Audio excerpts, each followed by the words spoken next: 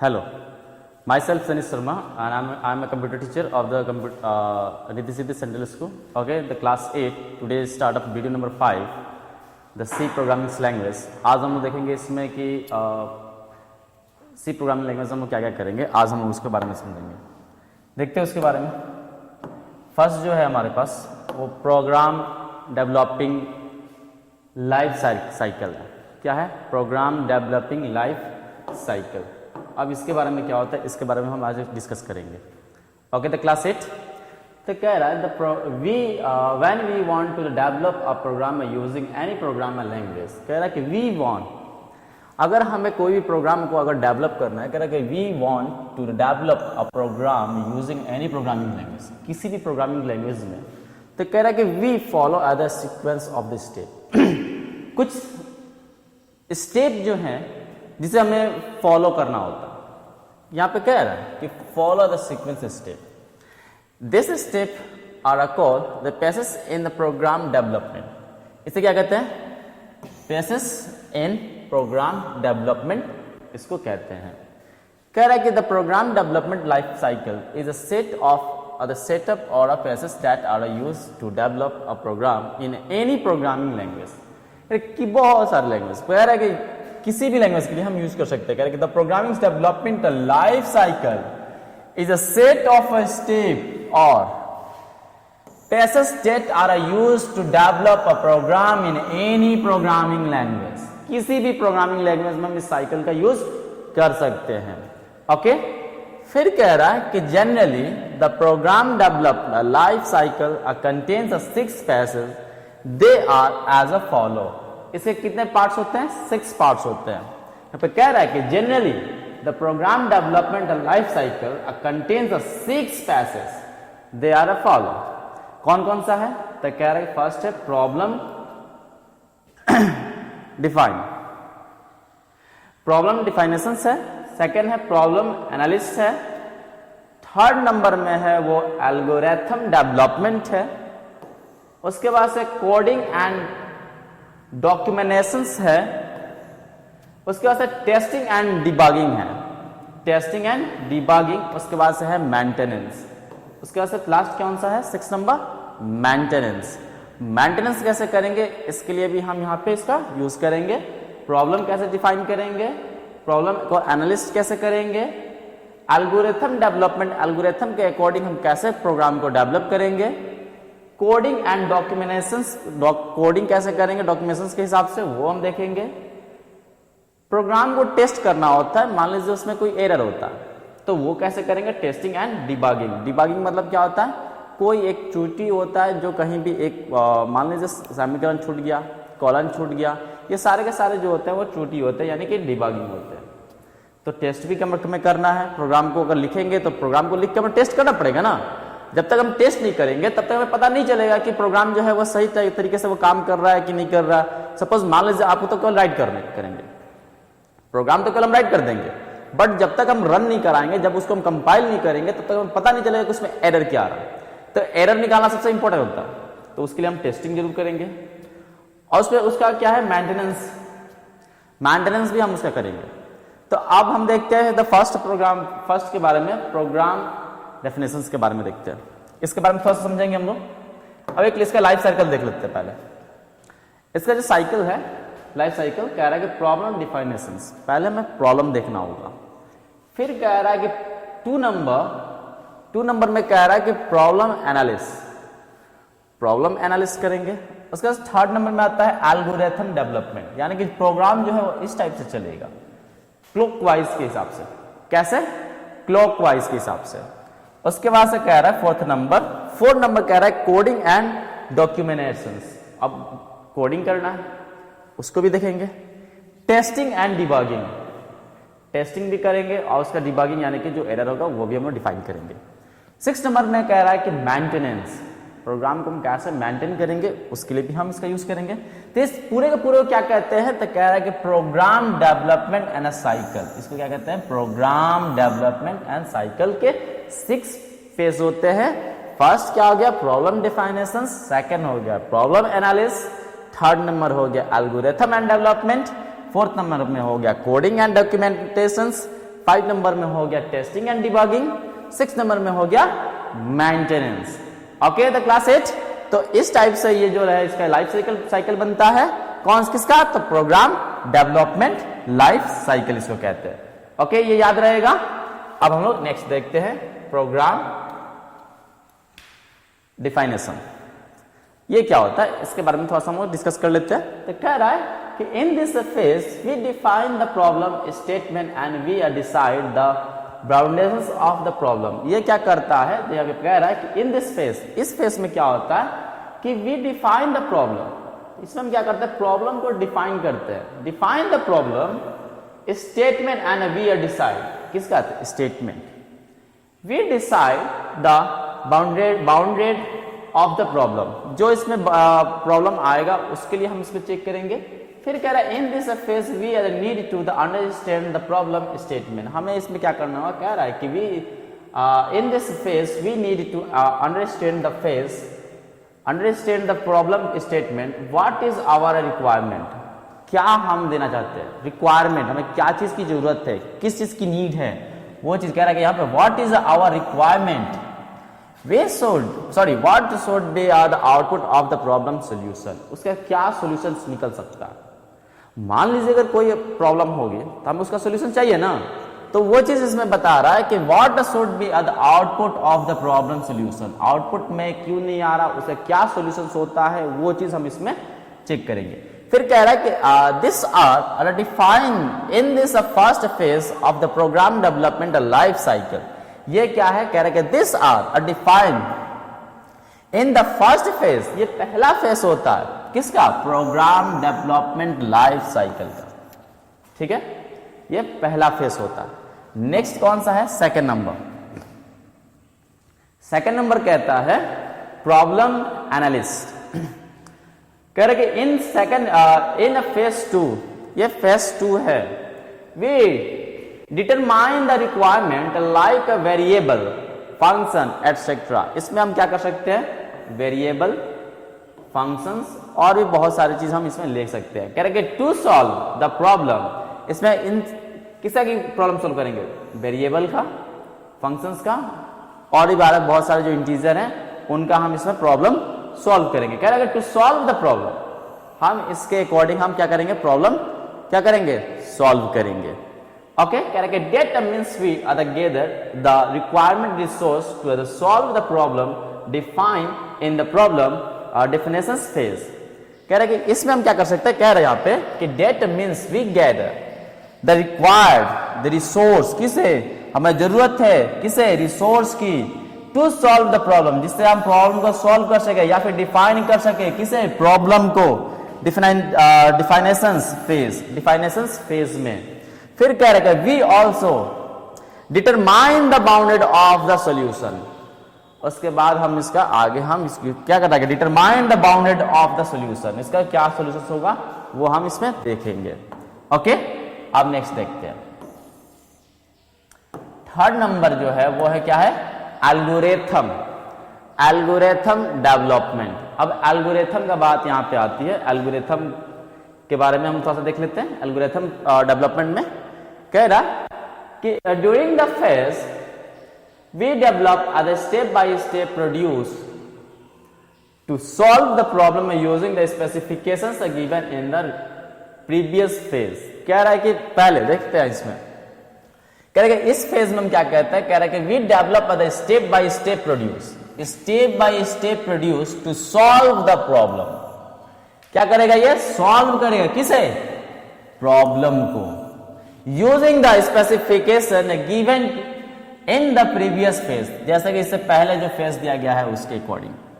कहेगा this phase is a very important for the program development. ये बहुत ही important होता है, बहुत ही इंपॉर्टेंट होता है, किस लिए, कह रहे कि this phase is a very important for the program development. ये प्रोग्राम को डेवलप करने में सबसे इंपॉर्टेंट होता है। ठीक है, कह रहे कि that means we are the write the solution in a step by step statement.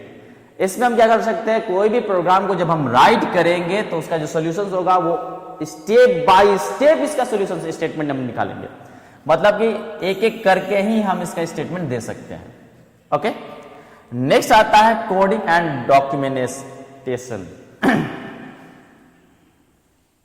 अब कोडिंग एंड डॉक्यूमेंटेशन में देखते हैं, कह रहा है कि this phase use a programming language to write or implementations that the actual programming instructions for other step defined in the previous phase। कह रहा है इस फेज में हम क्या करेंगे, कह रहा है कि use a programming language to write or implementations the actual programming instruction. मतलब क्या होता है, प्रोग्रामिंग का मतलब होता है क्या है, instructions for the step define in the previous phase. जैसे इसमें पहले भी प्रीवियस फेज में क्या दिया गया, प्रोग्राम के बारे में डिफाइन किया गया है, ठीक है। तो कह रहा है कि this phase we construct the actual program. ये क्या होता है, construct the actual program, that means we write the program to solve the given problem. इसमें हम क्या कर सकते हैं, प्रोग्राम का क्या कर सकते हैं, प्रोग्राम को सॉल्व कर सकते हैं, given problem using a programming language like C, C plus plus, Java etcetera. For the example C, C plus plus, Java etcetera.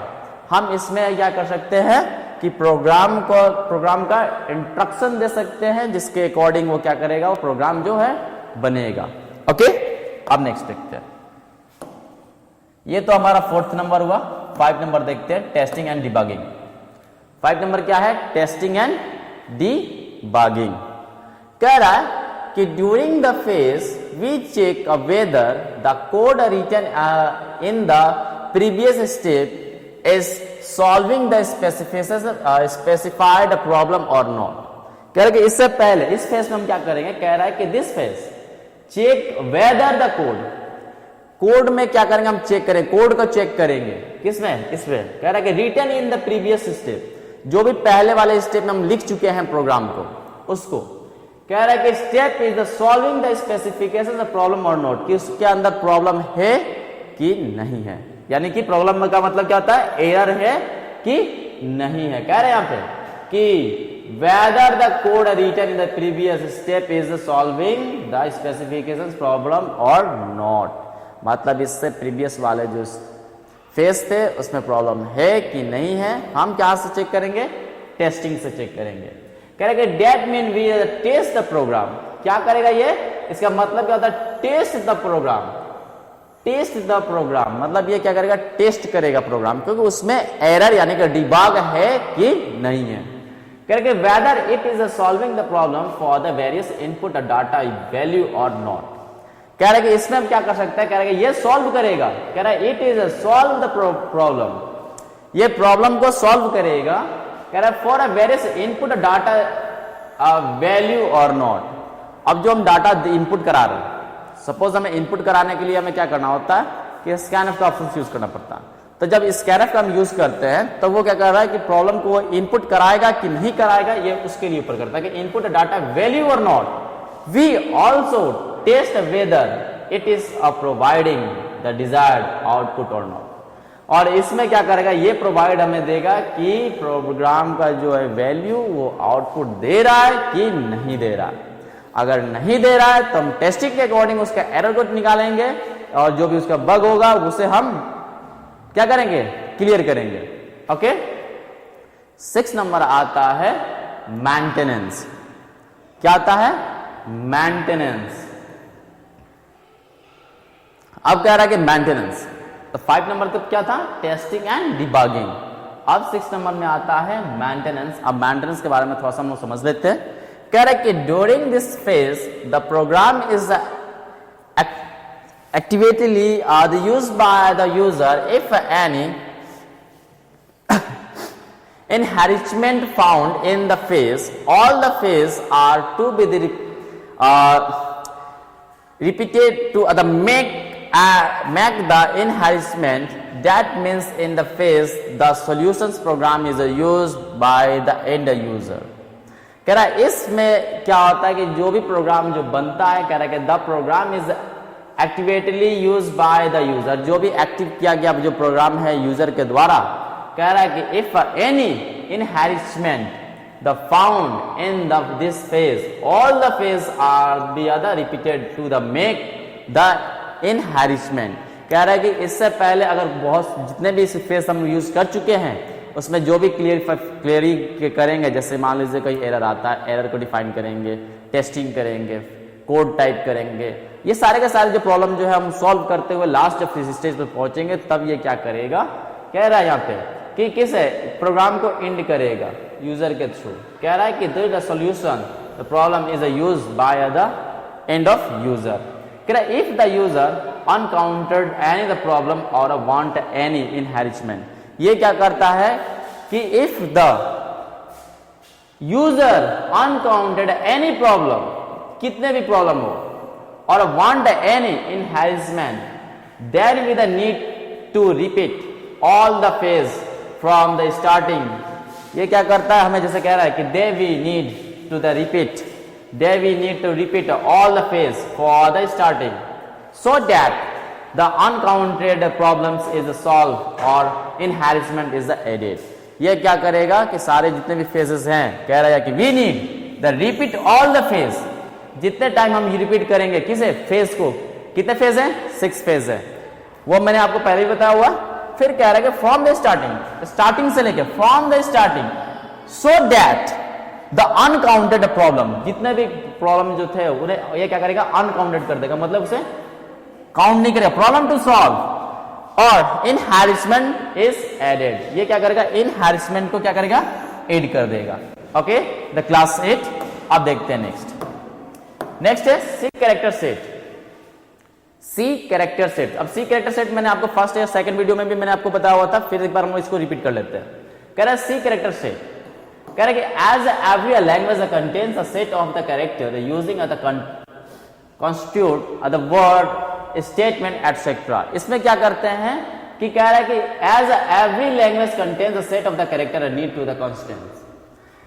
Character के जितने भी सेट, यानी कि अल्फाबेटिकली लैंग्वेज जितने भी होते हैं, ये सारे के सारे क्या होते हैं, सी कैरेक्टर सेट होते हैं। यहाँ पे कह रहा है कि every language contains the set of the character use of the construct the word statement etcetera. C language also has the set of the character which includes alphabet। इसमें जैसे क्या क्या यूज इंक्लूड होता है, कह रहा है कि C language also has the set of the character which you includes alphabet, digit and special symbol।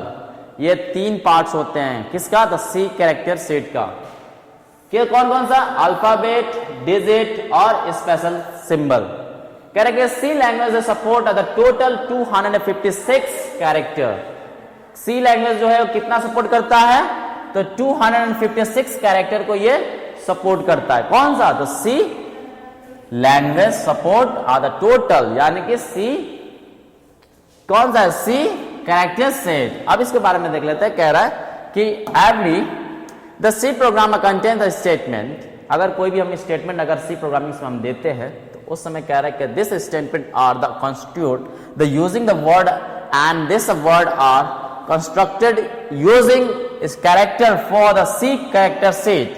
The C character set contains the following set of the character। ये क्या होता है, कुछ सेट होते हैं सिर्फ कैरेक्टर के, वो कौन कौन सा होता है, तो यहाँ पे कह रहा है कि C programming contains a statement। इसके कुछ स्टेटमेंट है, कह रहा है कि this statement are constructed using the word and this word is the constructed using the character set। अब C प्रोग्रामिंग में इसका कौन कौन सा होता है, फर्स्ट होता है अल्फाबेट, सेकंड होता है डिजिट एंड थर्ड होता है स्पेशल सिंबल। अल्फाबेट यानी कि A to Z, digit 0 to 9 and special character मैं आपको वो भी दिखाता हूं। ओके, अब देखते हैं इसके बारे में। Alphabet, first topic is the alphabet. कह रहे थे C programming support all the alphabet for the English language. जितने भी इंग्लिश के लैंग्वेज जो होते हैं, जैसे आप लोगों को पता होगा कि टोटल इंग्लिश का लैंग्वेज कितने होते हैं, 26 होते हैं। बट 26 जो होते हैं, लेकिन यहां पे कह रहा है कि टोटल 52 अल्फाबेट, टोटल 52। तो बट यहां पे टोटल 52 कैसे आता है, तो 22 is the capital and 26 is the capital and 26 is the lowest. The total is 52 character. कह रहे हैं यहां पे कि lower and upper case letter together support 52 character. कह रहे कि लोअर और अपर केस के टोटल जो होंगे वो 52 अल्फाबेट के कैरेक्टर होंगे, जो कौन करता है, तो सी प्रोग्रामिंग्स का जो ये की सेट है वो एक्सेप्ट करता है। कह रहे कि lower case letter A to Z and upper case letter is A to Z. For the symbols, the A to Z and A to Z. Okay, and the next topic is the digit. Digit. कह रहा है कि digit क्या होता है। अब यहाँ पे भी एक क्वेश्चन है कि डिजिट क्या होता है। कह रहा है कि the C support the 10 digits which are used to construct the numerically value in the C language. कह रहा है कितने होता है, टोटल 10 होता है। कौन से, numerical value. Numerical value means 0 to 9। कितने होते हैं, 0 to 9। तो डिजिट में कह रहा है कि 0 1 2 3 4 5 6 7 8 9 and total is count equal to 10। Okay, तो टोटल 10 होते हैं, लेकिन स्टार्टिंग 0 से लेकर 9 तक की होते हैं। अब नेक्स्ट आता है स्पेशल कैरेक्टर। क्या होता है, special character. C programming support or the rich set of the special symbols that includes the symbol to perform the mathematical operations to check the condition, right space, back space and other symbol, special symbol। कह रहा है कि इसमें क्या होता है कि जैसा मैथमेटिक्स में यूज करते हैं, कह रहा है कि वैसा ही सी प्रोग्रामिंग भी सपोर्ट करता है। कह रहा है कि C programming support the rich set of the special symbol, कुछ सेट जो है वो एक्सेप्ट करता है, rich set of the special symbol that includes the symbol. क्या ये सपोर्ट करता है, सिंबल। क्या करता है, symbol to the perform mathematical operator. कौन सा, जो मैथमेटिकल्स में भी यूज किए जाते हैं। To check conditions, right space, back space and other special symbol. For example देखिए पे लिखा हुआ है कि स्पेशल सिंबल्स @ है, हैशटैग है, डॉलर साइन है, परसेंटेज है, कैप है, एम्परसेंड है, स्टैटिक्स है, ब्रैकेट है, ये सारे के सारे जो है ये क्या है, स्पेशल कैरेक्टर है। और एक इसमें आता है नल। क्या आता है, नल, NULL। नल भी इसका एक स्पेशल कैरेक्टर में ही यूज किया जाता है। Okay, the class 8। अब देखते हैं नेक्स्ट।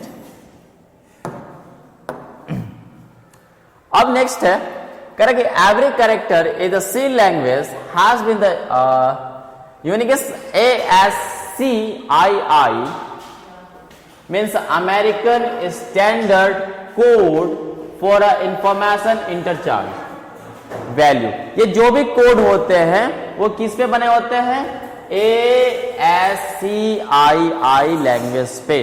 अब ASCII लैंग्वेज क्या होता है, इसके बारे में इसका एक चार्ट देखेंगे। तो कहता है कि इसका फुल नेम जो होता है वो American standard code for the information interchange होता है।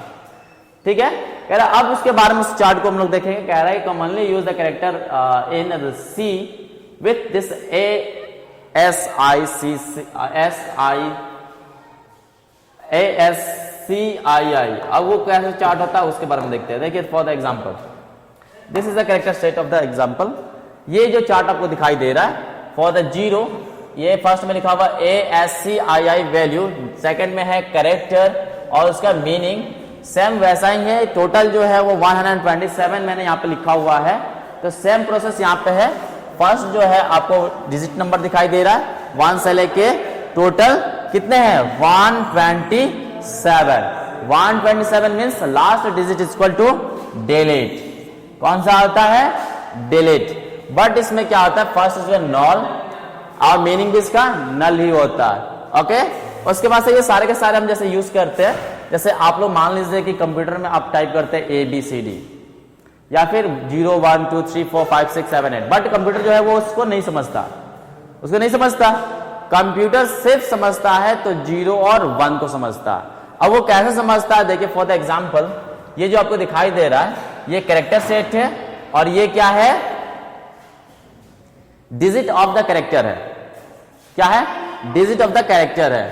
तो ये चीज सबसे इंपॉर्टेंट होता है कि हमें इसके बारे में भी हमें जानना जरूरी होता है और इसे हम हेक्साडेसिमल भी कहते हैं। ओके, इसे हम हेक्साडेसिमल भी कहते हैं। तो ये चीज सबसे इंपॉर्टेंट है। हम इसके बारे में थोड़ा सा डिस्कस कर लेते हैं आज कि ये कैसे होता है। तो फॉर एग्जांपल हम यहाँ पे एक एग्जांपल आपको दे देते हैं। हम सपोज मान लीजिए सपोज मान लीजिए कि BOY आप बॉय कंप्यूटर पर लिखते हो, बट कंप्यूटर जो है ये इसको नहीं समझता है, कंप्यूटर इसे नहीं समझता है। कंप्यूटर क्या समझता है? तो ओनली फॉर द 0 and 1 को ये रीड करता है, इसके सिवाय वो कुछ नहीं समझता। आप लिखते जरूर है बॉय, लेकिन वो नहीं समझता। अब फॉर द एग्जाम्पल, अब उसे हम कैसे करते हैं? तो देखिए यहाँ पे मैंने आपको पहले ही जिसमें चार्ट में आपको मैंने दिखाया हुआ है, तो चार्ट में आपको देख सकते हैं कि बॉय, तो बी कितने नंबर पे है, तो आप यहां से देख सकते हैं बी जो होगा बी जो है 98 पे आपको दिखाई दे रहा है, और वाई जो दिखाई दे रहा है वो 121 पे दिखाई दे रहा है। ऐसे करके इस एक जो चार्ट होता है, यही चीज वहां पे भी यूज करते हैं। अब देखते हैं जैसे कि नंबर, मान लीजिए कि आपको एक नंबर मैं देख रहा हूं, ठीक है, एक नंबर से मैं डिफाइन कर देता हूं ताकि आपको याद रहे। इसे हम क्या कहते हैं? बाइनरी कहते हैं। क्या कहते हैं? Binary, binary code. इससे पहले भी मैंने आपको बताया हुआ था बाइनरी कोड के बारे में। बाइनरी कोड होता है क्या है? For the machine language. क्या होता है? Machine language. मशीन लैंग्वेज जो वो लैंग्वेज होता है जो मशीन जो समझ सकता है। तो ये चीज कैसे निकालते हैं? फॉर द एग्जाम्पल अगर हम ले लेते हैं 299 एक नंबर हम ले लेते हैं, अगर हमें इसे बाइनरी में अगर तोड़ना है तो हम क्या करेंगे? 2 से डिवाइड करेंगे। किसे करेंगे? 2 से डिवाइड करेंगे, और हम जब इसको तोड़ेंगे तो ये 0 और 1 के फॉर्म में ही डिस्प्ले करेगा। फॉर द एग्जाम्पल हम यहाँ पे एक एग्जाम्पल देख लेते हैं।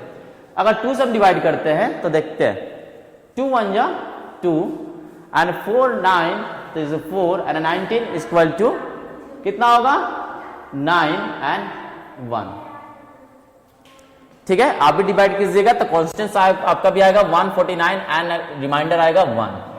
ओके, फिर इसको हम अगर डिवाइड करते हैं 2 से, अगर फिर से हम इसको 2 से डिवाइड करेंगे तो कितना आएगा? 74 एंड 1। 14 का हाफ 7, 9 का half 4 and 1 is remainder. The constant कितना आया? 74 और 1 आया हमारा रिमाइंडर।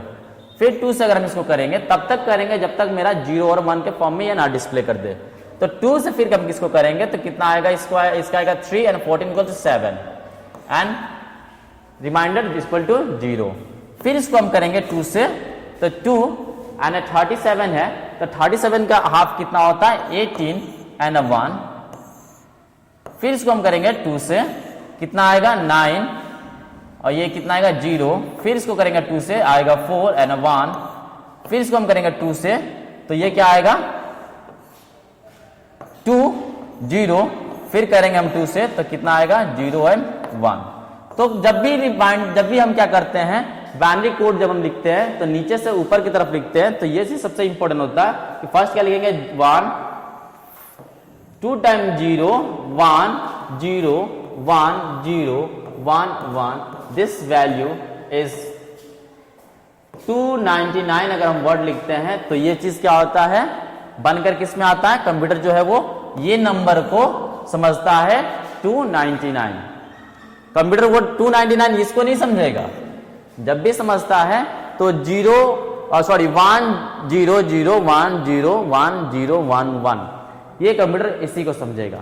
अब ये इसको कैसे समझेगा इसके भी हम एक बार देख लेते हैं।